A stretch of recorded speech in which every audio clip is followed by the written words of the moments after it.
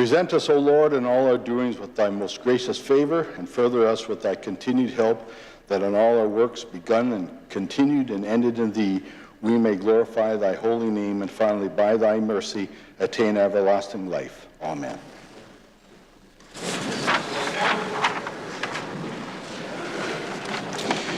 I am pleased to introduce guests seated on the floor of the chamber today. Saskatchewan's 10th Poet Laureate, Dehal Dawn Smith, and her husband, David Margouche. They are accompanied by legislative librarian Melissa Bennett.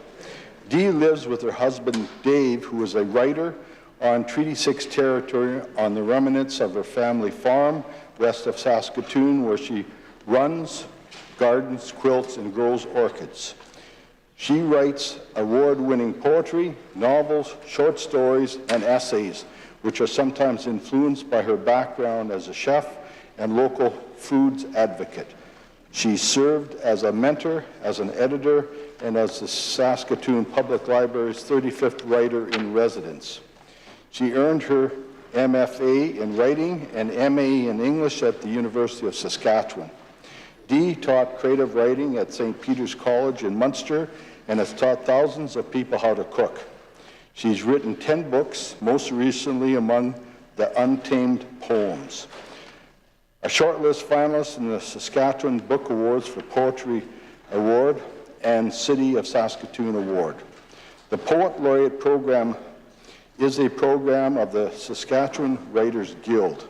It celebrates the spirit of Saskatchewan through the literary arts. April is National Poetry Month, whose theme this year is weather. I invite all members to join Dee as she presents her poetry in the library reading room at 3:30 p.m. today on the theme Weather Within or Weather Without. Please join me in welcoming Dee and Dave to their legislative assembly.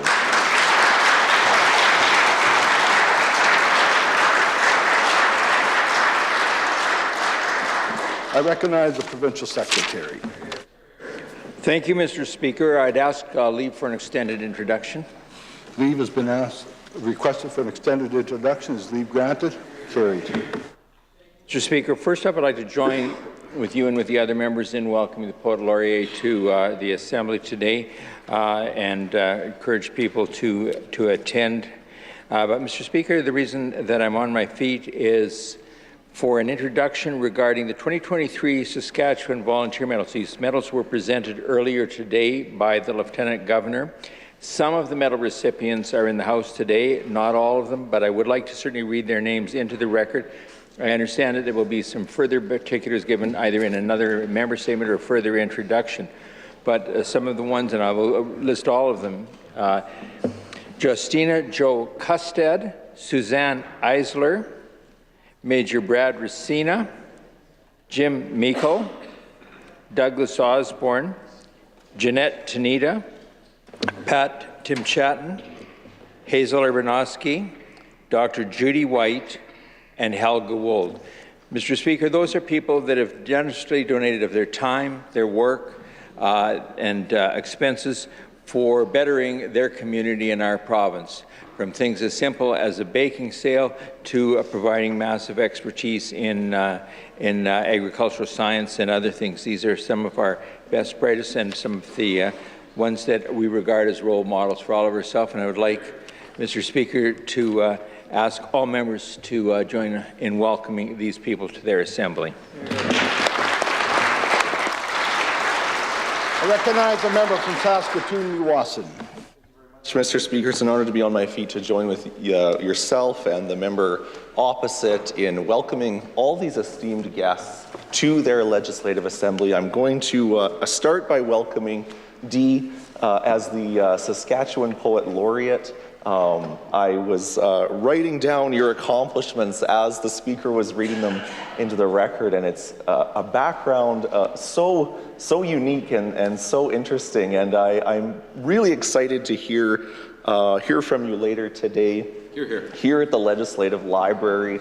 I always think about people who write books. I've always been interested. I said, I want to write. I have things and stories. You think about these things, but sitting down to put pen to paper is much more difficult than it looks. And so I really commend folks who are able to communicate to us through this medium. And so I just really want to ask all members here today to join me in welcoming Dee to her Legislative Assembly. Here, here. And while I'm on my feet, Mr. Speaker, as I mentioned, I will join the member opposite to welcome all of these amazing volunteers to their Legislative Assembly. The third week in April, we celebrate Volunteers Week.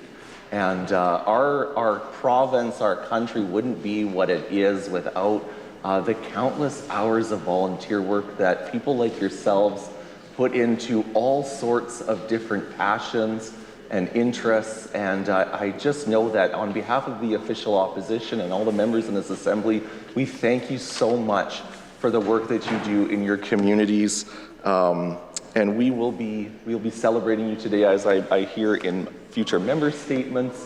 But just welcome to your Legislative Assembly, and congratulations on being recognized for the work that you've done in your communities. I would ask all members to join me in welcoming you to their assembly. Recognize a member from Last Mountain Touchwood. Thank you, Mr. Speaker. Request leave for an extended introduction. Leave has been requested for an extended introduction. Is leave granted? Carried. Thank you, Mr. Speaker, and thank you to my colleagues. To you and through you, I would like to introduce two recipients of the volunteer medals that the Provincial Secretary just finished speaking about. Joining us here today is Major Brad Hersina. Major Hersina had a long and storied military career, Mr. Speaker, and I want to take this opportunity to thank him for his years of service in multiple roles all across Canada. But I really want to talk about today what Brad chose to do in his retirement. He was a driving force in the 15 Victoria Cross recipients, having beautiful plaques on display in room 218. And he also started the commemorative pedestal project at the Cenotaph in downtown Regina. It educates visitors on why we honor our veterans. Educating the youth on Canada's role in global conflicts is absolutely critical, Mr. Speaker, and we owe so much to our veterans in the past, present, and future. I ask all members to join me in welcoming Major Brad Hersina to his Legislative Assembly. While I'm on my feet, Mr. Speaker, I would also like to introduce you, Jim Meikle to the Assembly. Jim runs a small business in Tullymet which focuses on mechanical repair, largely supporting the agricultural sector. Anyone that has fed cows or seeded or harvested crops or any farm job knows the frustration when equipment is giving trouble. And Jim is the first person you ever reach out to. He has an understanding of mechanical, electrical, and hydraulic systems that are truly unmatched, Mr. Speaker. And it kind of reminds me, Jim, I started Sheila's lawnmower the other day, and it started up, but it was running a little rough. I don't know if the jet is stuck in the carb and it's flooding itself, or I'll talk about that another time. Jim's passion, Mr. Speaker, is restoring antique farm equipment and putting on historic threshing bees. He has fully functioning farm tractors, threshing machines, and numerous other antique equipment. He focuses on educating youth on the importance of our pioneer ancestors and how they worked the land, and his community threshing bee has been running for over 19 years, is always free to attend, and hundreds show up annually to pitch some sheaves and drive tractors over 100 years old. He also puts on a fantastic thresherman's lunch too, Mr. Speaker. So please join me in welcoming Jim and his wife Marg, who are celebrating 46 years of marriage, to their Legislative Assembly. Thank you, Mr. Speaker. Recognize a member from Regina Rosemont. Thank you, Mr. Speaker. It's a pleasure to join with the member opposite to welcome James Jim Meikle and his wife Marge to their assembly, and to thank Jim for all of his leadership and service, and continuing to tell that very proud history of agricultural innovation from generations past, Mr. Speaker, and bringing community together. And it's a real honor to recognize and to thank Major Brad Hersina for his leadership and his service to his country and within our community and our province. Major Hersina continues to lead through the Royal United Services Institute. He's led, as has been identified, with honoring those recipients of the Victoria Cross medals here in this legislature, Mr. Speaker. And of course, he's led the pedestal project over at the Cenotaph in Victoria Park, and I've had the privilege of joining him for some of those unveilings, and certainly have observed those pedestals and the very impactful and important story to be told about service and sacrifice of so many across this province. So it's my pleasure to welcome an extraordinary community leader, someone who's given so much to his country, Major Brad Hersina, to his legislature. Recognize the Minister of Parks, Culture and Sport. Thank you, Mr. Speaker. I ask leave for an extended introduction. Leave has been requested for an extended introduction. Is leave granted? Carried. Thank you. Last Friday was the 25th Annual Paragon Business Excellence Awards in Regina. And joining us today are three incredible local businesses who won much-deserved awards. Mr. Speaker, to you and through you, seated in the West Gallery, it is my pleasure to introduce Kyle and Danielle Moffat, founders of Sticks and Doodles, and the winners of the Young Entrepreneur Award, known for their innovative and collaborative word designs.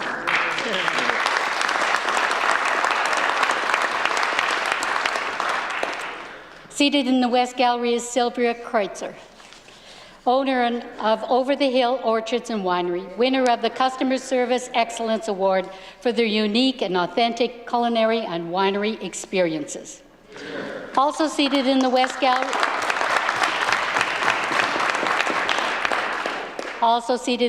Gallery, we have representative from Sask Milk. We have Anita Medal, Chelsea Wilcox, and Theresa Florazone. Sask Milk won the Marketing and Promotional Achievement Award for their innovation, collaboration, and excellence in promoting dairy farmers in Saskatchewan. I ask all members to join me in welcoming these talented individuals to their Legislative Assembly. Thank you very much, Mr. Speaker.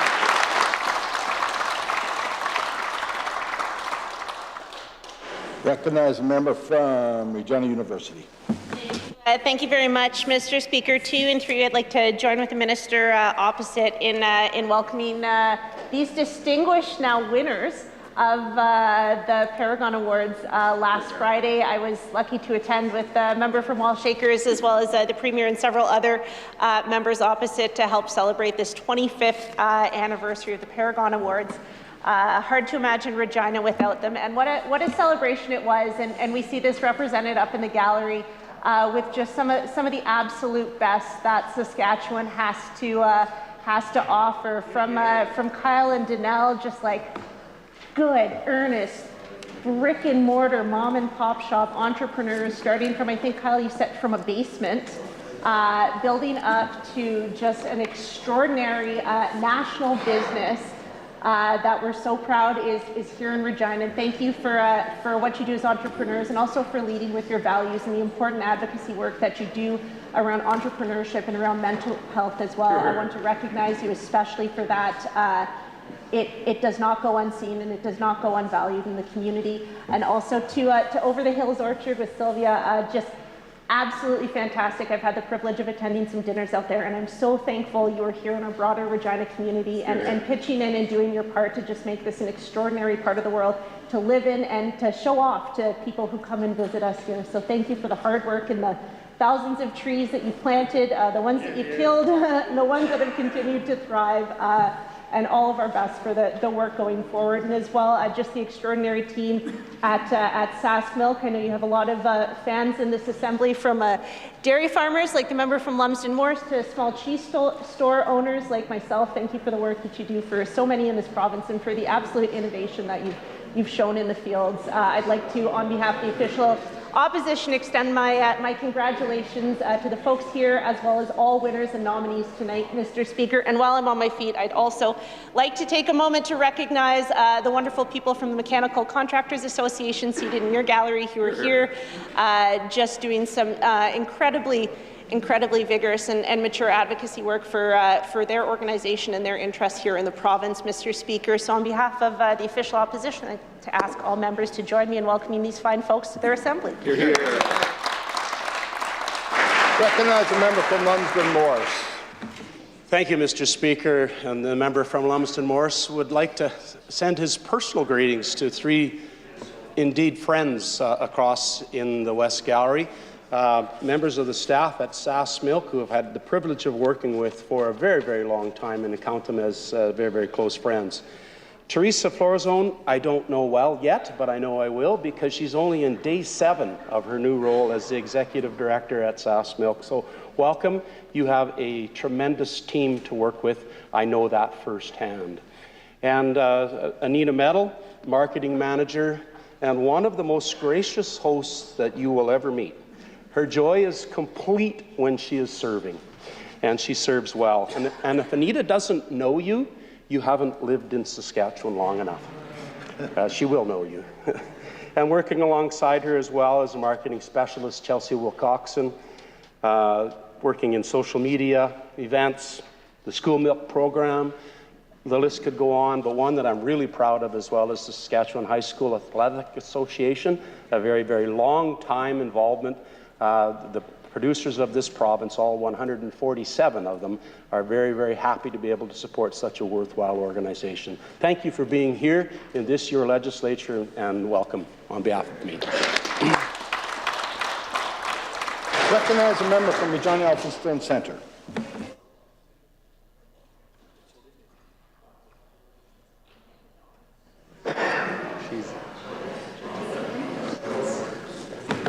Thank you, Mr. Speaker. I'm on my feet to recognize a friend seated in the East Gallery, a man of mystery, Donald Jedlick. Don hails from the Jedlick dynasty out of Stoughton. His parents, Anna and Emil, came to Saskatchewan as war refugees in the 1950s, I believe after his father spent some time in a Russian prison camp. And they set up a bustling meat market in Arcola, Saskatchewan, and then went on to raise a large family out of Stoughton, Saskatchewan. Don is something of an enigma, Don himself. Certainly he's a lover and observer of politics, a photographer of the people, a loving father and partner, and a real fixture in Regina Elphinstone Centre. From time to time, he answers the phones in our office, and he's a real advocate for the people of that neighbourhood. You'll see him around town on his bicycle often, just a good friend, and I want to welcome him to his Legislative Assembly. Hear, hear. Recognize a member from Martensville-Warman. Thank you, Mr. Speaker. It's a great pleasure to be on my feet to welcome several board members and staff from the Mechanical Contractors Association of Saskatchewan in your gallery. Some of the representatives that are here today, and I'm just going to ask them to give a quick wave when they hear their name, is President and National Director Joanne Harpoward-Digny. We have First Vice President Jarvis Rye, National Director Ken Swan, Directors Nathan Rasavi, Steve Hall, Justin Yanni, and Kim Shonsby, as well as Executive Director Carolyn Bagnall. And joining them this afternoon are a couple of familiar faces to this building, Joel Peterson and Dan Dautremont.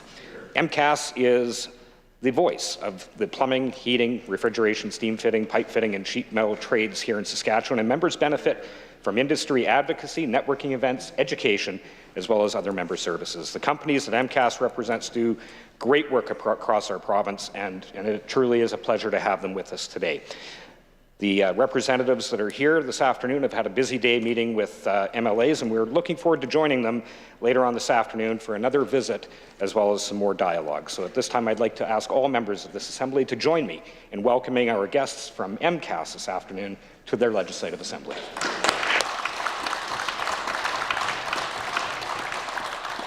Recognize a member from Saskatoon Riversdale.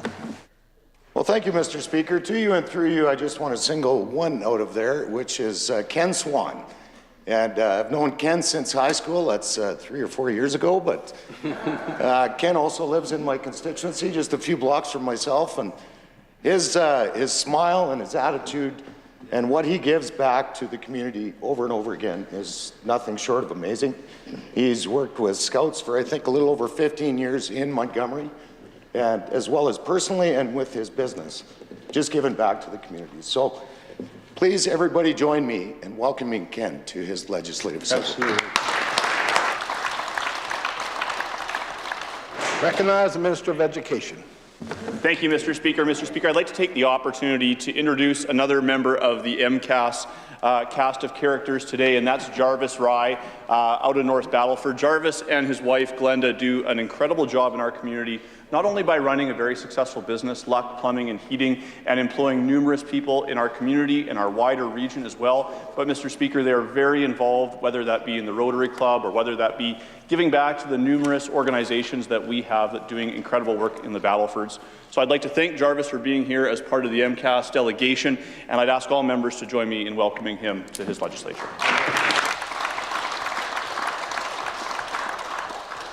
While I'm on my feet, Mr. Speaker, it's always a pleasure to have guests from out of province join us here in the Legislative Assembly. And today we have an old friend of mine from university, Mr. Colin Bushman, joining us in your gallery, Mr. Speaker. Colin and I go back several years, and he's back in town here for the SUMA Convention. He does important work representing the members of the RCMP through the National Police Federation. Had an opportunity to sit down with Colin and several members of his organization a couple of weeks ago when he was in town for SARM. It's good to see him back and have him here at question period. And again, thank him for the important work that he does representing the many RCMP members in our province, including, again, in my community, which does have the largest RCMP detachment in the province, which we are very proud of. So, Mr. Speaker, I would ask all members of the Assembly to join me in welcoming Colin to the Saskatchewan Legislature. Recognize a member from Cypress Hills. Thank you, Mr. Speaker. To you and through you and in your gallery, I'd like to introduce some community leaders from the Great Southwest. To start off with, we have Brady Berg. He's the mayor of Frontier, Saskatchewan. And Denny Wold is from Frontier also. Denny's mother, Helga Wold, had received the Provincial Volunteer Merit Award this morning over at the building, so very much. And also we have a community leader from the town of Gull Lake, 40-year veteran, the Fire Chief Bentley Gibson. And also behind there, hiding behind, I think he's intentional, a newlywed back there, the mayor of Fox Valley, Saskatchewan, Sean Checkley. So I'd like to welcome you all to your legislature and enjoy your afternoon. Thank you.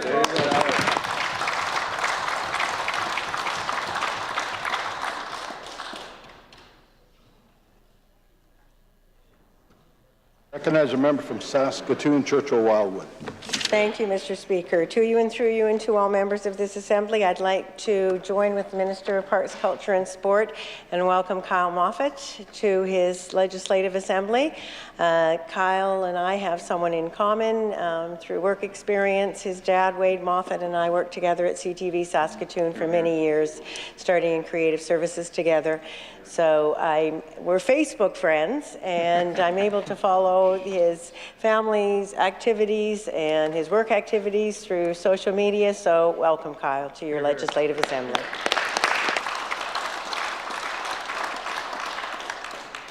Recognize Minister of Agriculture. Thank you, Mr. Speaker. I want to join with members opposite and welcome Kyle to his Legislative Assembly. I had the pleasure of working with Kyle's grandfather, Sinclair Harrison, so I've had the great pleasure of serving with him and got to know, obviously, your grandmother Gail as well and your and her family. So just want to welcome you to your assembly. So thank you so much.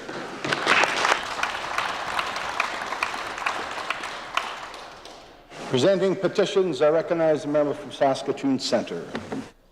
Miigwech, Mr. Speaker. It's a pleasure to present the following petition. The folks who signed this petition wish to bring to your attention the following. Saskatchewan needs legislation to ensure provincial duty to consult is fulfilled and is carried out with the honour of the Crown. The Sask Party government continues to move forward in duty to consult processes without fulfilling constitutional obligations set through many court cases that have shaped how duty to consult should be observed in present day, including multiple court rulings. The Sask Party government continues to ignore inherent and treaty rights holders and maintains its position to not address cumulative effects on treaty rights, making it contrary to developments in the common law and to the requirements contained in both Saskatchewan's 2010 and 2023 duty to consult policy framework. I'll read the prayer. We, in the prayer that reads as follows, respectfully request that the Legislative Assembly of Saskatchewan call on the Government of Saskatchewan to enshrine duty to consult into law by enacting the meaningful duty to consult legislation. The folks who signed this petition reside in Prince Albert, Leask, and Sturgeon Lake. I do so present. Recognize the member from Saskatoon Churchill Wildwood. Thank you, Mr. Speaker. We, the undersigned residents of the province of Saskatchewan, wish to bring to your attention the following. Whereas the Trudeau Liberal NDP coalition carbon tax is one of the main causes of affordability issues and inflation in the nation of Canada, that the federal Liberal NDP government was politically motivated in issuing a carve-out for home heating oil, and that the government of Saskatchewan's decision to not collect or remit the carbon tax on home heating in Saskatchewan has led to a drop in inflation. Further, that despite the decision to not charge the carbon tax on home heating, Saskatchewan families continue to pay that tax out of pocket at the pumps, grocery stores, and more. We, in the prayer that reads as follows, respectfully request that the Legislative Assembly of Saskatchewan take the following action. To call upon the Government of Canada to immediately suspend the carbon tax across the nation of Canada and acknowledge its significant impact on affordability and inflation in Canada. The below undersigned are residents of Saskatoon. I do so present. Recognize the member from Saskatoon-Newasson. Mr. Speaker, I rise to present our petition today calling on the Legislative Assembly of Saskatchewan to suspend the fuel tax. The undersigned residents of the province of Saskatchewan wish to bring to our attention the following. Saskatchewan people are struggling to keep up with the increased costs of food, shelter, and other basic necessities as wages have not kept up with the rate of inflation. That according to an October 2023 Angus Reid poll, more than 1/3 of people in Saskatchewan are struggling with the cost of living. And Mr. Speaker, while this government likes to point to the federal government for all the cost of living woes, they have tools in their toolbox to make life more affordable for the people of Saskatchewan, and they could follow other jurisdictions such as Alberta, Ontario, Manitoba, and Newfoundland, and suspend the provincial fuel tax on gasoline and diesel by 15 cents. Mr. Speaker, I will read the prayer. We, in the prayer that reads as follows, respectfully request that the Legislative Assembly of Saskatchewan call on the Government of Saskatchewan to suspend the collection of the provincial fuel tax from gasoline and diesel for a period of 6 months to help families struggling with increased costs of living. Mr. Speaker, the undersigned residents reside in Prince Albert. I do so present. Recognize the member from Regina Walsh Acres. Thank you, Mr. Speaker. I rise today to present a petition calling for the government to immediately address the doctor shortage in Rostern and Duck Lake.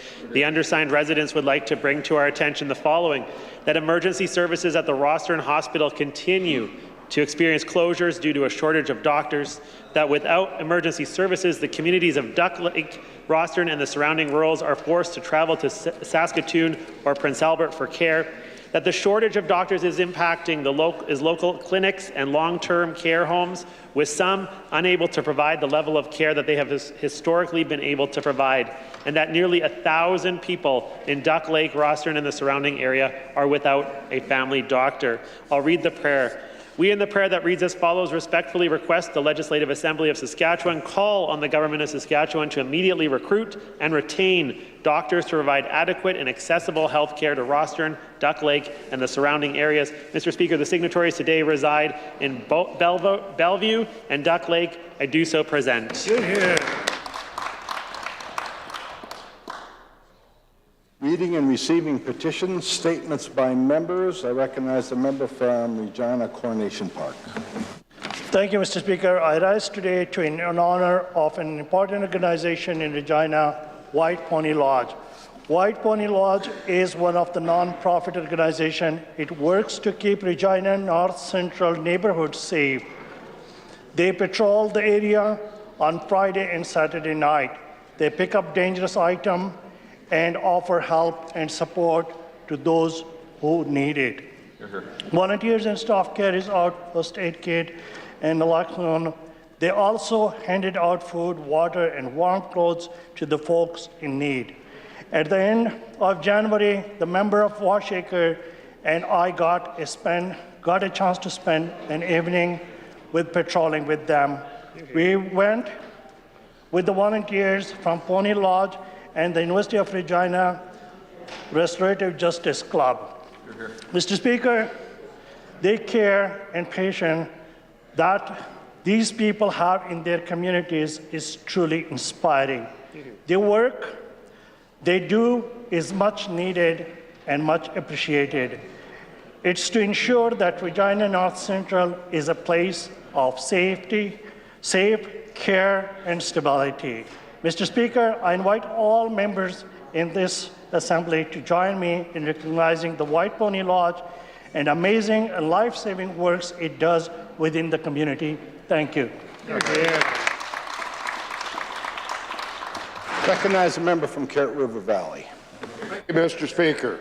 Yesterday was the running of the 128th Boston Marathon. It's been run annually since 1897 and is one of the most prestigious running events in the world. It attracts 500,000 spectators along the route and millions more watching online or on television.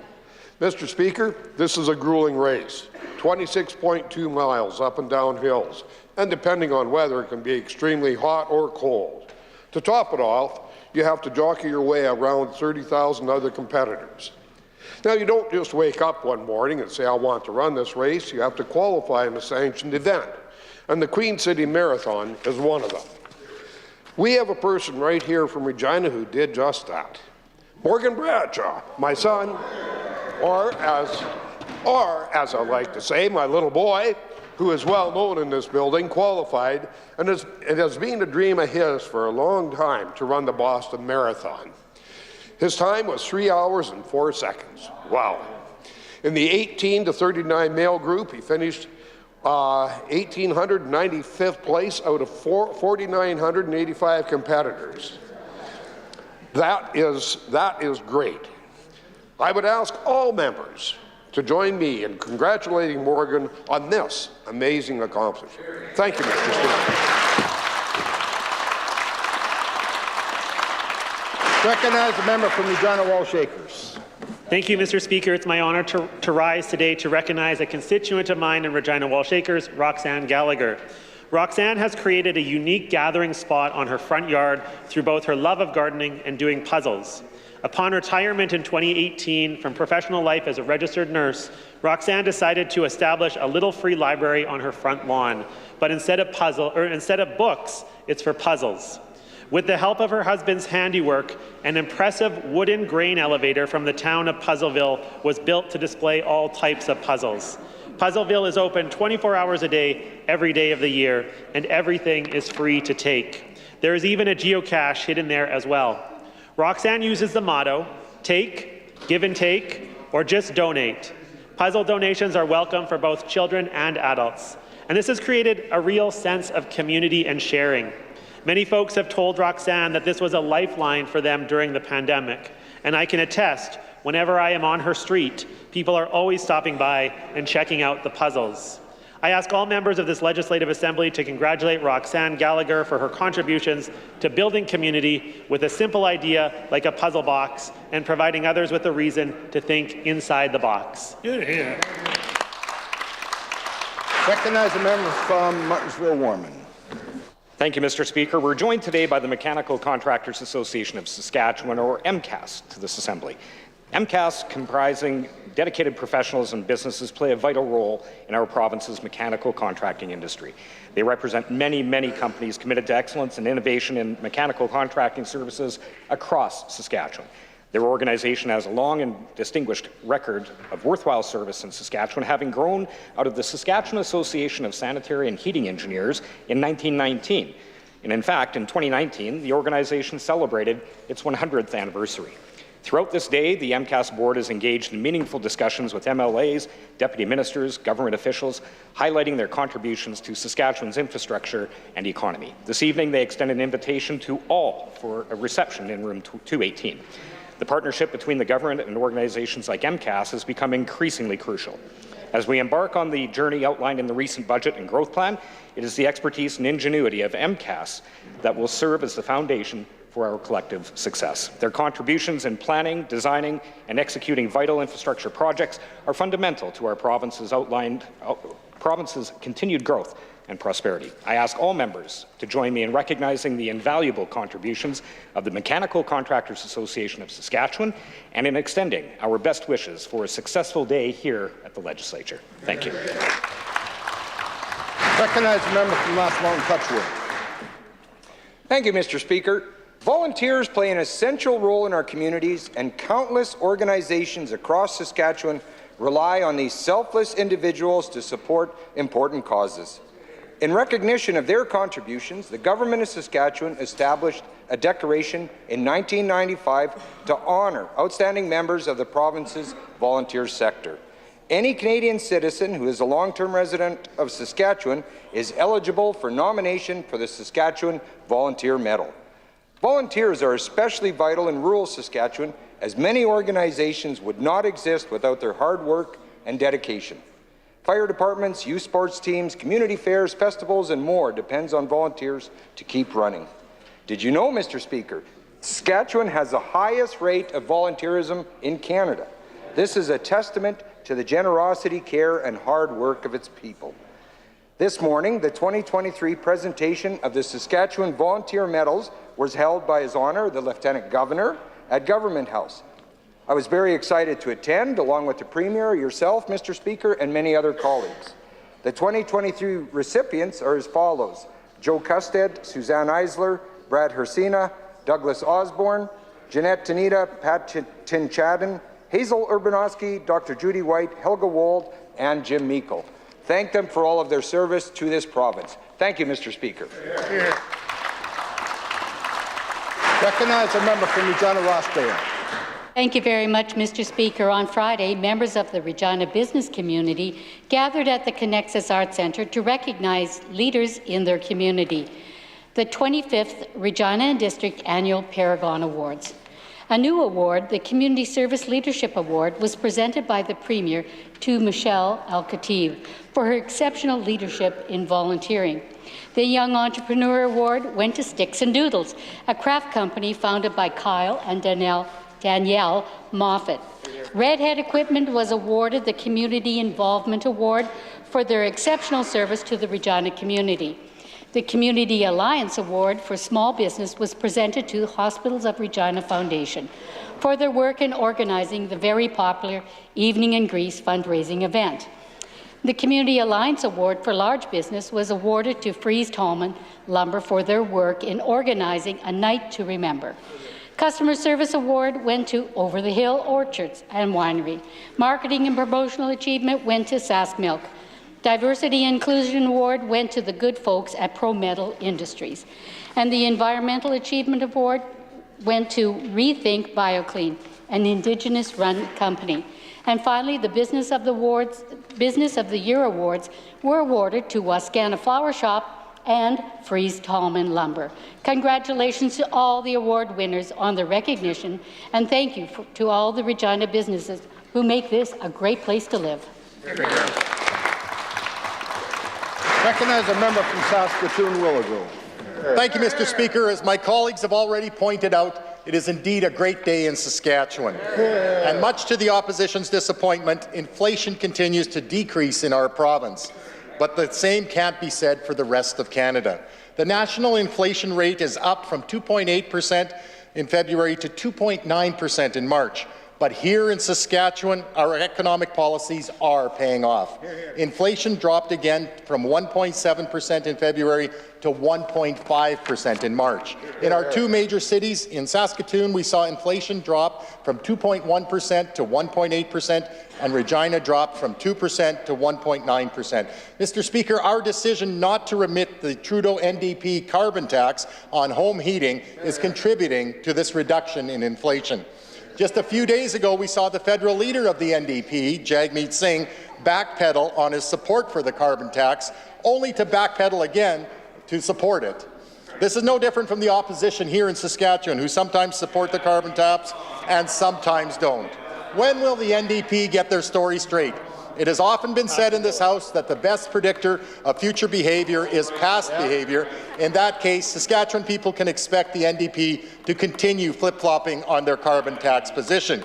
A Saskatchewan leader said last night at a large gathering, if you give the NDP an inch, the province will be 10 miles behind. Mr. Speaker, we're sure this isn't. Question period. I recognize the member from Saskatoon Eastview. Mr. Speaker, this tired and out-of-touch government has completely lost sight of the things that matter to Saskatchewan families. They're more interested in their own political games, and they're shutting down anyone who stands up to them. They're more interested in politics than in taking care of Saskatchewan people. And we see that on every issue, but nowhere is that more clear than on the cost of living. Right. This government has hiked taxes and power bills at a time when families are at a breaking point. Right. Why won't the Premier cut the fuel tax and give families a break at the pump? Hear, hear. Recognize the Minister of Finance. Mr. Speaker, thank you. And as pointed out by the member who read the last member statement, it is very encouraging for Saskatchewan that our CPI has dropped 1.5%, which is almost half of what the national average is, Mr. Speaker. But when looking at what the members opposite are suggesting on not collecting the carbon tax or the fuel excise tax on fuel here in Saskatchewan, we made other choices. Every province makes choices of what they're going to do for affordability, Mr. Speaker. We chose not to collect the carbon tax on home heating. Mr. Speaker, we chose to reduce personal income tax. We chose to have an active families benefit. We chose to have a graduate retention program. We chose to increase the seniors income plan. We made a number of choices for affordability in Saskatchewan, and if you should turn in the budget document to page 75 and 76, he will see that Saskatchewan is the most affordable place for a family to live in all of Canada. Recognize a member from Saskatoon Eastview. Mr. Speaker, this Premier is failing to deliver on the cost of living, and he's failing to deliver on education. We're joined today in your gallery, Mr. Speaker, by Taya Thomas. She's a mother who's seen firsthand this government's failure to invest in classrooms and the impact that has on our kids. Her daughter, Mayel, used a wheelchair and had special needs that could not be accommodated in the school system. Sadly, Mayel has passed away, but Taya is fighting to make sure every kid gets the supports that they need at school. What does the Premier say to parents like Taya, who are being failed by his Sask Party government? Recognize the Minister of Education. Thank you, Mr. Speaker. And Mr. Speaker, I'd like to welcome Taya to her Legislative Assembly and thank her for advocating on behalf of students around the province, Mr. Speaker, and I want to pass on my personal condolences to her for the loss of her daughter. You know, Mr. Speaker, when it comes to supporting children in this province, Mr. Speaker, this is a government that has made significant investments in the last number of years, Mr. Speaker. In this budget, Mr. Speaker, we've added another nearly 15% of funding for classrooms to support, in the classroom supports funding, to ensure that students of all abilities, Mr. Speaker, that school divisions have the funding to work with those students and families and make sure that those supports can be provided, Mr. Speaker. Thank you. Recognize a member from Saskatoon Eastview. Mr. Speaker, that is tired spin in the face of tragic loss. Taya fought hard to get the supports that Mayel needed, even in the face of cuts forced by this tired and out-of-touch government. Now, early on, Mayel had access to the early development program offered at her school, but because of Sask Party underfunding of public education, that program that Mayel and other children counted on was cut. So parents like Taya had to pay for many of those supports out of pocket. This minister likes to talk about record funding of education. We hear it every year. If he thinks his government is doing enough on education, why were those supports for children like Mayel cut? Recognize the Minister of Education. Thank you, Mr. Speaker. Mr. Speaker, I can assure the member opposite and everyone here today that supporting children and families is a major priority of this government each and every single day, Mr. Speaker. You know, Mr. Speaker, the member opposite derides many of the measures that we have put into the budget this year, Mr. Speaker. It is record funding, $356.6 million for classroom supports funding distributed to all 27 school divisions around the province, Mr. Speaker. We understand that school divisions around the province are going to make different decisions on how that programming is offered to residents and families in communities all across this province, Mr. Speaker. But this is a government that is serious about ensuring that there are adequate classroom supports, Mr. Speaker. We're serious enough to sign a multi-year funding agreement with the 27 school divisions and the Saskatchewan School Boards Association to set that as at a minimum floor of supports funding for the next 4 years, Mr. Speaker. You've heard both the Premier and I speak that this is a floor. We know that there needs to be more investment, Mr. Speaker. We added to that in a significant way in this year's budget, Mr. Speaker, and we look forward to continuing investing in the classroom. Recognize a member from Saskatoon Eastview. Mr. Speaker, Saskatchewan used to lead the nation in per-student funding of public education. Now we're in 10th place. That's dead last. That is this government's record. When Mayel was in her school, extreme heat in the spring and the fall would cause her to have seizures at school. Taya had to fight tooth and nail and eventually had to pay out of pocket to get an air conditioner installed just to keep her daughter healthy. The teachers did everything they could, but this comes down to a lack of funding from this tired and out-of-touch government. Does the minister think it's okay that schools in Saskatchewan are getting so hot that they're causing seizures for medically vulnerable kids like Mayel? Recognize the Minister of Education. Thank you, Mr. Speaker. We fully understand as government that we want to ensure that the schools that our children go to each and every single day are adequately prepared and adequately equipped to meet the needs of our students, Mr. Speaker. That is why we are investing over $216 million just in this budget year, Mr. Speaker, in school capital, Mr. Speaker. Another $50 million, Mr. Speaker, for preventative maintenance renewal funding, Mr. Speaker, again distributed to all 27 school divisions. Mr. Speaker, this is a government that has built 69 new schools, 32 major renovations since we took power in 2007, Mr. Speaker. This is a government that is very serious about capital improvements around our schools, Mr. Speaker, a record that member opposite derided again at committee last week, Mr. Speaker. Even the PMR funding, Mr. Speaker, the money that school divisions use to improve systems and ensure that buildings are comfortable for students and staff, Mr. Speaker, that PMR funding didn't exist under the NDP. Today, that funding level is at $50 million annually, Mr. Speaker. Recognize the member from Saskatoon Eastview. Mr. Speaker, Taya isn't just concerned about what happened to Mayel when she was in the school system, she's concerned about her other children too. Her daughter has 28 kids in her grade 1 and 2 class. Can you imagine that, Mr. Speaker? 28 young children in grades 1 and 2 and one teacher with 28 kids trying to learn. It's not acceptable. When will the minister accept responsibility for the mess that they've made of education and for letting class sizes in our province get out of control? Recognize the Minister of Education.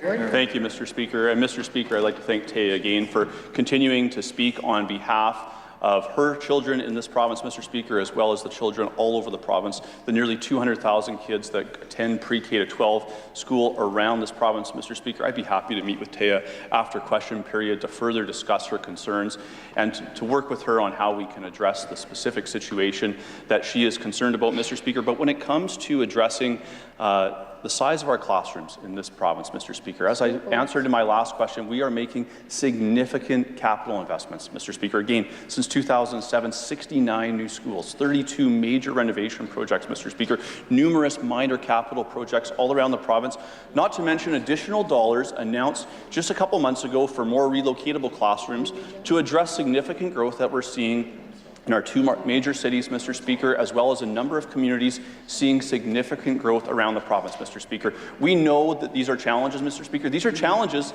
quite honestly, Mr. Speaker, that come with a growing province, a growing economy, Mr. Speaker. But this government is committed to addressing those challenges. We've added significant capital investment in previous year's budget, again in this year's budget, Mr. Speaker, not to mention the operational dollars that I've spoken about before. Again, Mr. Speaker, when it comes to a province that is seeing growth and going to address the challenges of that growth, people can count on this government to do so. Thank you. Recognize a member from Regina University. Mr. Speaker, I guess that minister's talking points will have to be comfort to a grieving mother sitting in the gallery. Mr. Speaker, Taya is a constituent of mine. She lost her daughter, but she's still fighting to make sure that kids in Saskatchewan schools can get the supports that they need. When Mayel finished at her elementary school, she was told she couldn't go to high school because the developmental needs classroom was full. Taya was asked to give up her spot so another student should attend. Does the minister think that it's acceptable for parents to be told that their children can't go to high school in Saskatchewan due to a lack of supports? Recognize the Minister of Education. Thank you, Mr. Speaker. Mr. Speaker, certainly as government, we recognize that every child in this province has a right to education, Mr. Speaker. That may look different in different communities and for different children, Mr. Speaker, but we understand there's a right to education, and we are committed, again, to working with our 27 local school divisions to ensure that they have the funding that they need to meet the needs of their children and their families, Mr. Speaker. Again, Mr. Speaker, we would encourage all parents to be engaged with their local school divisions, be engaged with their local school communities, understand, Mr. Speaker, how they can work with those groups to meet the needs that their children have, Mr. Speaker. And Mr. Speaker, as I said in a previous answer, I'd be happy to meet with Taya after question period and just get a little bit more context and understanding of her specific situation and how we can work with her. Thank you. Recognize the member from Regina University. Thank you, Mr. Speaker. Did the minister just suggest that a parent of a medically vulnerable child needs to better engage with the school system?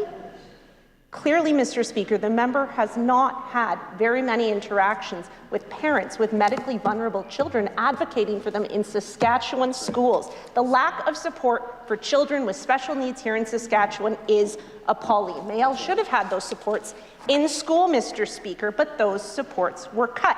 Therapy supports, cut. Her music teacher, cut. Speech pathologist, cut. Special program support, cut. All as a result of the Sask Party's underfunding of our education system. That is what this boils down to, Mr. Speaker. What does the education minister say to parents like Taya, engaged parents like Taya, who see the supports for their children cut year after year under his government? Recognize the Minister of Education. Thank you, Mr. Speaker. Mr. Speaker, I've had the privilege of meeting numerous parents around the province, Mr. Speaker, of all different sorts of families and makeups, Mr. Speaker, and had the ability to try and understand exactly the needs and challenges that we're seeing all over the province, whether that's here in Regina or in Saskatoon or in smaller communities all over the province, Mr. Speaker. Mr. Speaker, we recognize that there are challenges in the classroom. We recognize that there are challenges in terms of a growing enrollment, Mr. Speaker, and challenges that we're seeing in terms of complexity in the classroom, Mr. Speaker. That is why, as a government, again, we have significantly increased school operating funding, 8.8% to our 27 school divisions, so that those school divisions have increased resources to be able to better support students and families all around the province. Mr. Speaker, when it comes to parents being engaged, every parent should be engaged, Mr. Speaker. However many children they have in the system, Mr. Speaker, whatever the abilities or situation that their children find themselves in, we would encourage all parents to be engaged with their local school division. Recognize the member from Regina University. Thank you very much, Mr. Speaker. Taya has seen the impacts of the cuts under this government firsthand. She saw them through the cuts for the supports that Mayel needed, and she sees them every day in the lack of supports in the classrooms of her other children. Saskatchewan is a rich province, Mr. Speaker. There is no excuse. It should not be this way. It is a choice, and it is a choice of that minister and members opposite, and it's time for a change. Mr. Speaker, why? Why has that minister let things get so bad in Saskatchewan classrooms that teachers are taking job action and parents have to come to the legislature to have their voices heard? Recognize the Minister of Education. Mr. Speaker, let's be very clear here. The investments that I've outlined in previous answers, the investments that I've outlined out in the Rotunda and in various media appearances around the province, Mr. Speaker, these are investments that we can make as a government because we have a strong and growing economy. Mr. Speaker, things look different in the past in this province, Mr. Speaker. We previously had an NDP government in this province, Mr. Speaker, that was closing schools, that was seeing declining enrollment, Mr. Speaker, that was having to make choices to fire teachers and reduce the services available, Mr. Speaker, to the students and families of this province, Mr. Speaker. Mr. Speaker, in contrast to that, we have a government today that recognizes there's challenges, is making significant investments to support children and families, Mr. Speaker. Mr. Speaker, in a previous question, speech-language pathologists were mentioned, Mr. Speaker, and I would point to the announcement, the budget announcement that the Minister of Advanced Education made on March the 20th in terms of adding an SLP program, an OT program right here in the province, Mr. Speaker, so we can train Saskatchewan residents to serve Saskatchewan students going forward. Hear, hear, hear, hear. Recognize the member from Regina Elk and Stone Centre. Mr. Speaker, for months we've been pushing for answers from this tired and out-of-touch government on the Thrift Lodge Motel. That's the second motel connected to the member for Regina Northeast, one of the top hotels used by the Ministry of Social Services to house vulnerable people, and where the nightly rates are inflated more than any other hotel across the province. But it wasn't always that way, Mr. Speaker, as we learned last night in committee. For 3 years beginning in 2018, the Ministry of Social Services used that hotel 0 times. And then after the election, this minister has handed out nearly $350,000 to the second hotel connected to his office mate. How does the minister justify spending so much public money at motels connected to this Sask Party MLA? Recognize the Minister of Social Services.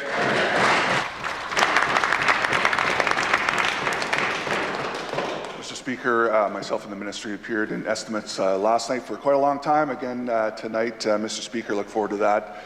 It was confirmed in that meeting when this subject was brought up. I am not involved in any procurement of any hotels or anything else, Mr. Speaker. That is done by our valued public servants as well as our third-party mobile crisis workers, for example, each and every day who make those decisions, Mr. Speaker, when someone needs a place to stay. We also heard, Mr. Speaker, that I directed officials to look at the policy around hotels. It hadn't changed in many decades. It was the old NDP policy. We're now, the ministry is now working on a 3-quote process, which we heard about, as well as a block of rooms that an RFP process is currently underway, and that is being evaluated as we speak. Again, that was part of the estimates last night, Mr. Speaker. So we're going to continue to move forward with this new policy, and it's a pilot. We'll see how it goes forward. Hear, hear. Hear, hear. Recognize the member from Regina Elk and Stone Centre. Mr. Speaker, when you look at the timeline of the dollars paid out to motels connected for the Sask Party member for Regina Northeast, there's something that doesn't add up. Between the Thrift Lodge and the Sunrise, only $1,309 were paid out to those two motels total over the previous 3 years to the 2020 election. But once the member for Regina Northeast was elected, the total paid out to those motels jumped to $731,000. $1,300 before the election, $750,000 after the election. How can the minister explain this explosion of payments made to hotels connected to his office mate, the member for Regina Northeast? Recognize the Minister of Social Services. Mr. Speaker, in terms of expenditures, it is required at times when there's an emergency situation, when all the other options are full. The shelter side of things, in general, Mr. Speaker, we've been the ministry has worked very hard to increase the amount of spaces in many different settings to help vulnerable people when there's an overflow situation. Hotels are used. They've been used for many, many years, Mr. Speaker. Unfortunately, over time, particularly here in Regina, there has been a decrease in the amount of hotels and obviously the rooms associated with that are willing to take on clients, particularly on the income assistance side. We haven't seen that on the child and family side, Mr. Speaker. So anytime there's a same amount of expenditures but less facilities willing to take those on, those expenditures will go up in each of those remaining particular hotels. So, Mr. Speaker, we've been over this many times. Here on the floor, again in estimates last night, we're coming forward with a new policy, however. Here. Recognize the member from Regina Elphinstone Centre. Mr. Speaker, we haven't been over this many times. We got these numbers last night, so I'll ask again. $1,300 before the election, $750,000 after the election. How does the minister justify paying out so many public dollars to the member from Regina Northeast? Recognize the Minister of Social Services. Of course, Mr. Speaker, as I said, I don't pay that out. That is done by officials within the ministry, Mr. Speaker, and so that process has been talked about. But in a general sense, we have been over this many, many times, and Mr. Speaker, I have no involvement in any procurement, Mr. Speaker, or the decisions to where to put clients in vulnerable situations, Mr. Speaker. I've asked that member several times, what is the amount per night that she would be not willing to go over, Mr. Speaker? She won't, of course, say a number. I think this proves, once again, this is all about politics for the NDP. They're once again putting politics over people. Hear, hear. Hear, hear.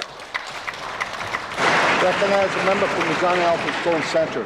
Mr. Speaker, in 2018, there were $0 paid out to the Thrift Lodge Motel. In 2019, there were $0 paid out to the Thrift Lodge Motel. In 2020, there were $0 paid out to the Thrift Lodge Motel. Then in 2021, after the election, $46,000. In 2022, up to $164,000. The following year, the first half of the following year, up again to $140,000 for just the first half of that year, on trend to far surpass the year before. Zero before the MLA was elected, $750,000 after he was elected to this Sask Party government. Mr. Speaker, why did the payments to the Thrift Lodge only start after the member from Northeast was elected and after that minister assumed the role of Minister of Social Services? I recognize the Minister of Social Services.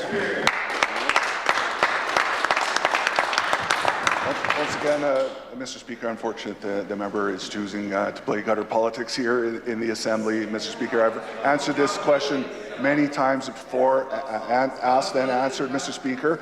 Over time, unfortunately, the number of hotels, particularly in Regina, has decreased. Therefore, the amount paid, if there's a similar amount of clients needed, Mr. Speaker, then that would result in higher expenditures per hotel, Mr. Speaker. I know the member likes to make allegations on the floor of the Assembly. I encourage you to make those same allegations out into the rotunda and see how that goes, Mr. Speaker. But again, the ministry has come up with a new policy, Mr. Speaker, to ensure we're looking after vulnerable people. That to me is the most important part, of course, and that will continue. We want to make sure that vulnerable people are looked after, but of course get the best deal for taxpayers. I hope this new policy will be part of that. Recognize the member from the Regina Concern Centre. Mr. Speaker, I'm sorry that the minister finds it offensive that he's being asked questions around basic accountability, but surely it says more about him than me. Mr. Speaker, Saskatchewan people deserve answers and transparency when it comes to their public dollars. Saskatchewan people work hard for their money. They don't want to see public dollars wasted on inflated hotel rates at hotels connected to Sask Party MLAs.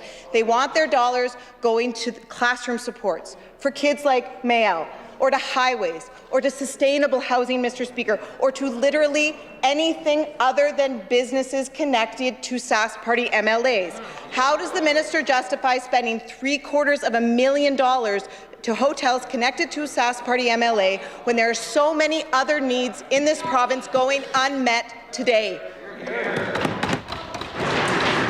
I'd like to caution the member from Regina Concern Centre about making personal comments.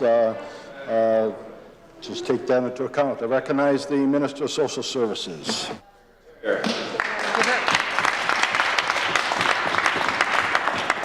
Mr. Speaker, in terms of the member, of course, I'm not offended by any questions, and I'm not sure I gave her that impression, but happy to do so and done so many times, Mr. Speaker. And I've gone over this many times. When this information came forward, I took a look at it, asked the ministry to find the information the member asked for, first of all, and that was provided several times. We see the results, and as a result of that, asked the ministry to make some changes in terms of procurement, something I had nothing to do with, and officials confirmed that last night in estimates. The new policy will hopefully drive those costs down, increase the amount of units available in case there is a situation where it is needed, an emergency situation, and having a block of hotel rooms guaranteed. We'll see how that goes, Mr. Speaker, in terms of using damage deposits. Again, that hopefully will reduce the price and increase the competition. Recognize the member from Regina Walsh-Acres. Thank you, Mr. Speaker. Every single day in this Assembly, our members have raised the overdose crisis and the alarmingly high number of overdose deaths in our communities. With 113 deaths so far this year and counting, we don't have time to hear more of the same from the minister. They think they have it right, Mr. Speaker, but the alarming rates and the people working on the front lines of this crisis know better. How many more people must die? How many more people must our families lose to this crisis before this government realizes that they have it wrong? Today, will the minister stop with the spin, get serious and implement an evidence-based plan to address the overdose crisis in this province? Recognize the Minister of Mental Health and Addictions. Thank you very much, Mr. Speaker, and this government is very serious about saving lives. This government is very serious about healing families, and we are very serious about strengthening communities when it comes to addressing overdoses and the addictions in this province, Mr. Speaker. That is exactly why we are helping individuals find the path to recovery by doubling the number of addictions treatment spaces we have available for those individuals. We are making it easier for them to access those spaces, and we are wrapping supports around them through recovery-oriented systems of care. Thank you, Mr. Speaker. Hear, hear.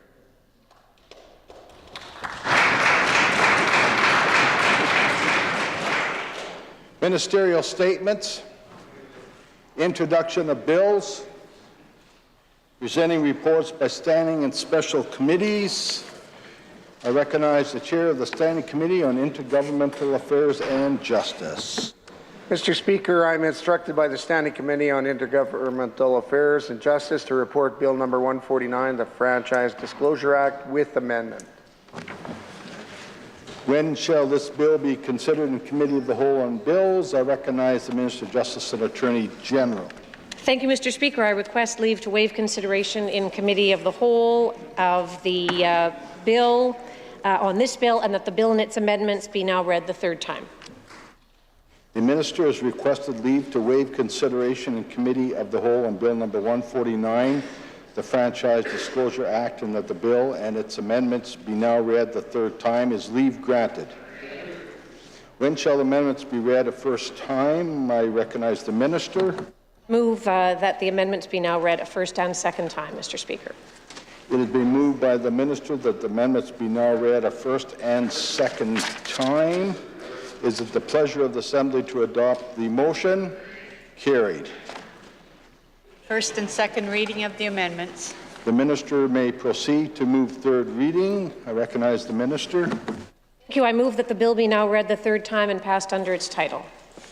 It has been moved by the minister that the bill be now read the third time and passed under its title. Is the Assembly ready for the question? Pleasure of the Assembly to adopt the motion? Carried. Third reading of this bill. Aye. Chair of the Standing Committee on Intergovernmental Affairs and Justice. Mr. Speaker, I am instructed by the Standing Committee on Intergovernmental Affairs and Justice to report Bill number 150, the Securities Saskatchewan Investors Protection Amendment Act 2023 with amendment. When shall this bill be considered in Committee of the Whole on Bills? I recognize the Minister of Justice and Attorney General. Thank you, Mr. Speaker. I request leave to waive consideration in Committee of the Whole on this bill and that the bill and its amendments be now read the third time. The Minister has requested leave to waive consideration in Committee of the Whole on Bill number 150, the Securities Saskatchewan Investors Protection Amendment Act 2023, and that the bill and its amendments be now read the third time. Is leave granted? When shall the amendments be read a first time? Thank you, Mr. Speaker. I move that the amendments be now read a first and second time. It has been moved by the minister that the amendments be now read a first and second time. Is the pleasure of the Assembly to adopt the motion? Carried.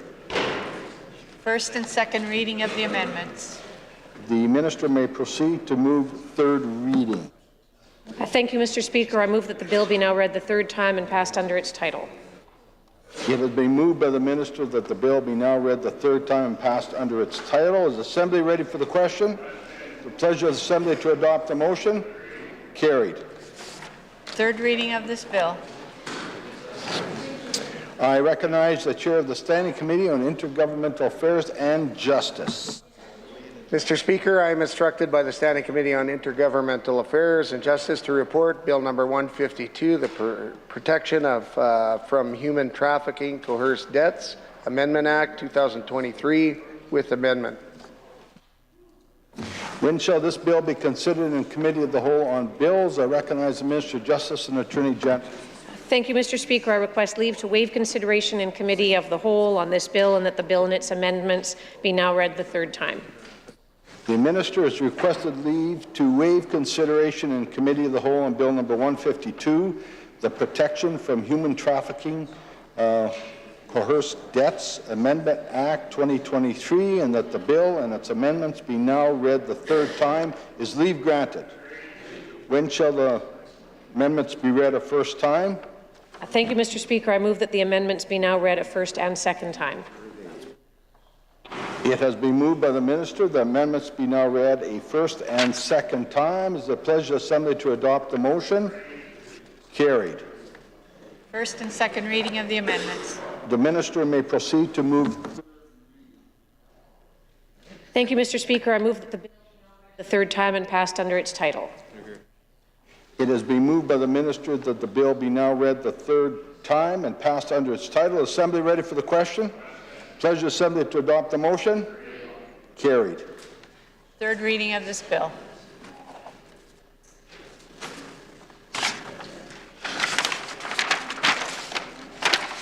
Orders of the day. Government orders, adjourn debates. Item number 1, resume debate on the second reading motion for Bill number 156, the Tobacco Tax Amendment Act 2024. Mr. Love.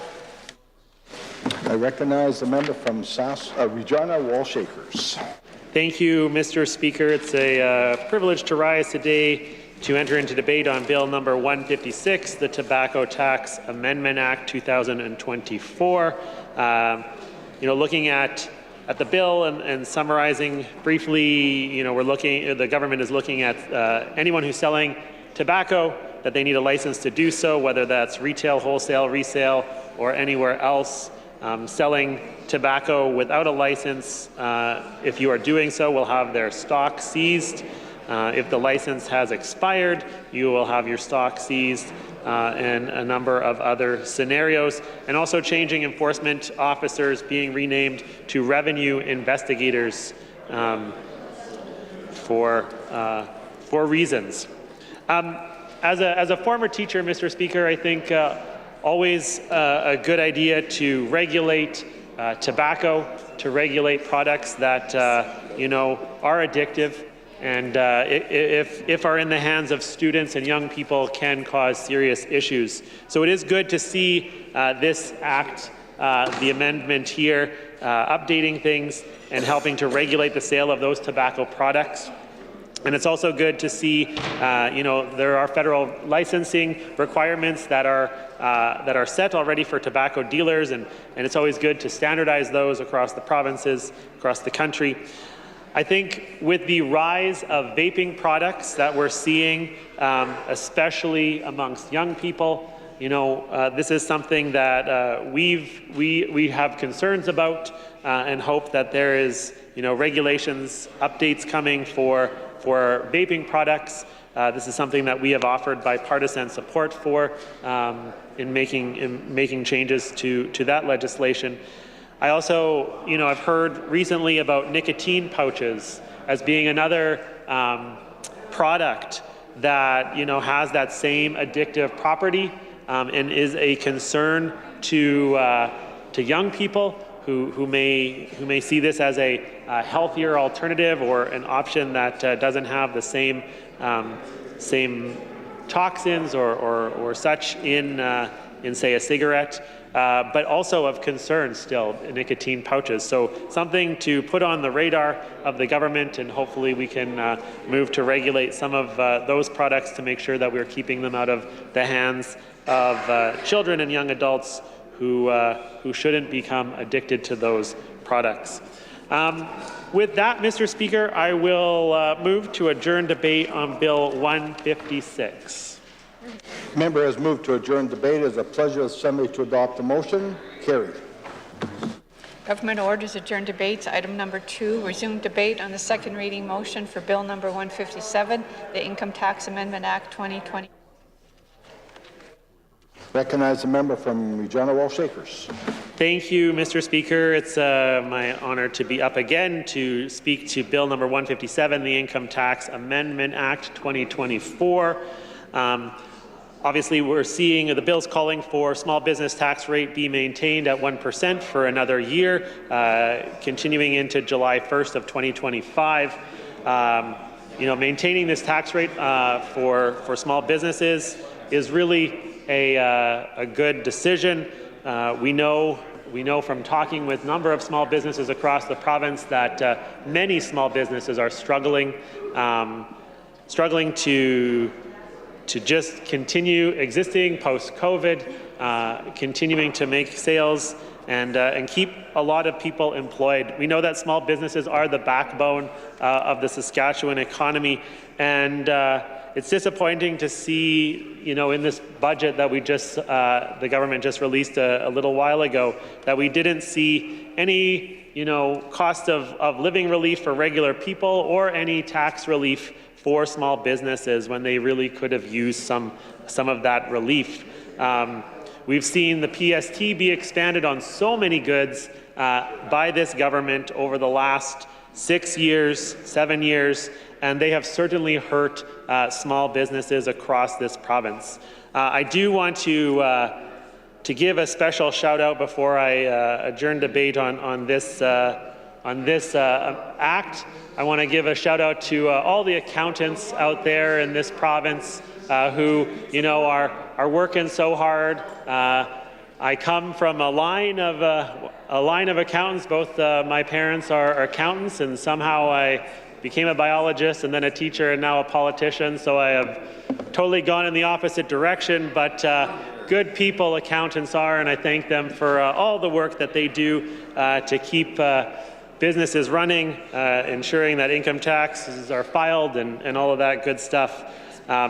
So with that, Mr. Speaker, I will move to adjourn debate on Bill 157. Member has moved to adjourn debate. It is a pleasure of the Assembly to adopt the motion. Carried.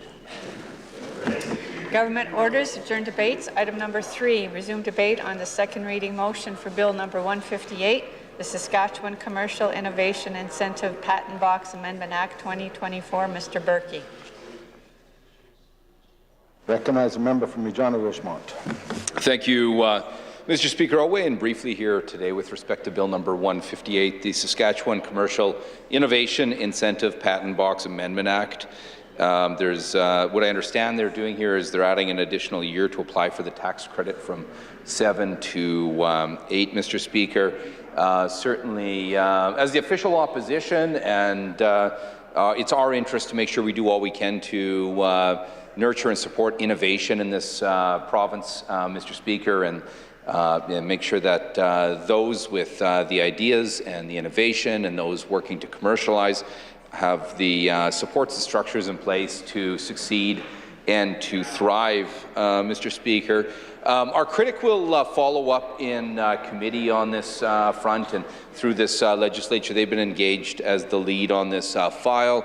I believe to this point I don't think it's clear. I don't think, to our knowledge at this point, anyone's utilized this tax credit. So likely some questions about how effective it's been, what the barriers have been to its uptake or lack thereof, Mr. Speaker, and probably a discussion as well about what other measures should and could be taken to grow and support research and innovation and commercialization in Saskatchewan, local businesses, Mr. Speaker, to make sure that, as I say, that Saskatchewan is a place where ideas can take a life, Mr. Speaker, and be commercialized as well, Mr. Speaker. We have so many examples over the years of innovation in Saskatchewan that we can all be so proud of. Mr. Speaker, we need to make sure that we're positioning Saskatchewan entrepreneurs and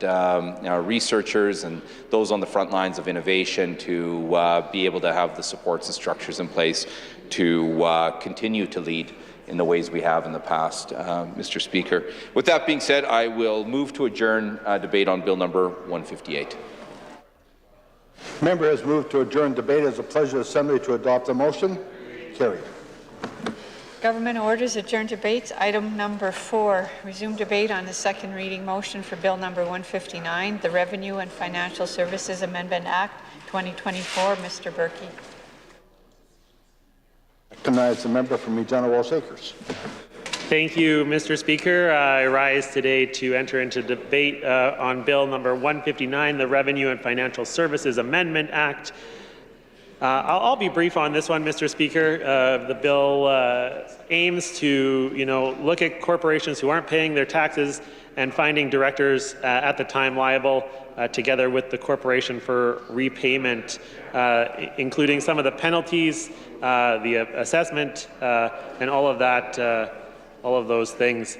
So I think, it's good to make sure that we're holding corporations accountable, making sure that they are paying their taxes and contributing their fair share to our province. So we stand in favor of the amendment here. While I'm speaking, I spoke during Bill 157 about, how small businesses are hurting.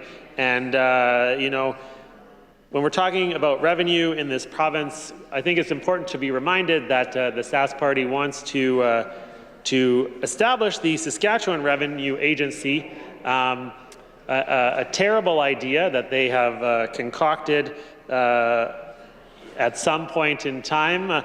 But when we've gone across the province and talked to people, they cannot understand why we would need a whole new bureaucracy to collect taxes when that bureaucracy and that the framework already exists, and why Saskatchewan people should be responsible for paying millions and millions of more dollars to just collect those taxes. Nobody we have talked to has been calling for that. Nobody we have been talking to thinks that is a good idea, and so we wonder where that idea has come from.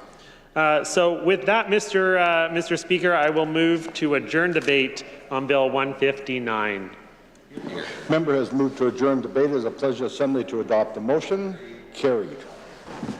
Government orders adjourn debates. Item number 5, resume debate on the second reading motion for Bill number 160, the Immigration Services Act. Mr. T.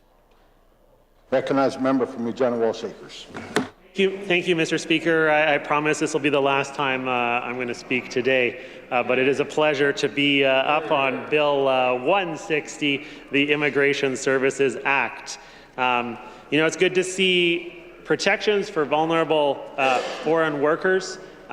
We've certainly heard across the country about the precarious place foreign workers can be put into in this country, and making sure we have legislation in our province to protect foreign workers, always a good thing. We would have really liked to have not seen the hard-to-fill skills immigration program cut, with only 10 days notice previously in the last year. We've heard from many immigrants to Saskatchewan that they were caught off guard with this, and that this was really a detriment to their businesses and all of to them. What we're seeing right now in our province in terms of immigration rates, in terms of population growth, is great to see Saskatchewan growing, absolutely. But it is concerning to see that our immigration retention rate is dropping considerably. So to make sure we are understanding that on the floor of the Assembly, when 100 new immigrants come into Saskatchewan, Mr. Speaker, 42 of them are now leaving the province within 5 years. And this is significantly more people leaving now than just 5 years ago. So our retention rate is decreasing. And there's kind of a bit of a theme here, I think, with this Sask Party government. We have trouble retaining healthcare workers. We have trouble retaining immigrants. We have trouble retaining Saskatchewan people in this province. And so I think it's a good time for the government to look in the mirror and say, how can we do a better job for Saskatchewan people, for new Saskatchewan citizens who are immigrating into this province, who are coming from around the world and bringing their culture and ideas and skills and all the good things that they bring to this province.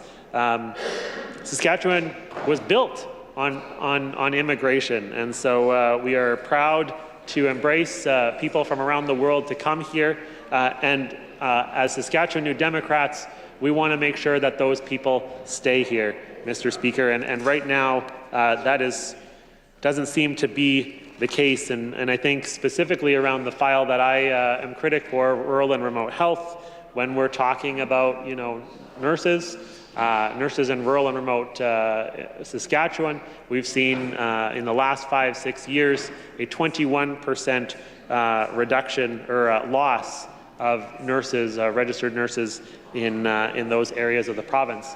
So retention is a huge problem that this government needs to take some responsibility for and find some solutions to keep people in Saskatchewan. With that, Mr. Speaker, I will move to adjourn debate on Bill 160. Thank you. Member has moved to adjourn debate. It is a pleasure assembly to adopt the motion. Carried. Recognize the Government Deputy House Leader. Thank you, Mr. Speaker. I move that this House do now adjourn. The Deputy House Leader has moved to adjourn the House. A pleasure assembly to adopt the motion. Carried. This House now stands adjourned till 1:30 tomorrow.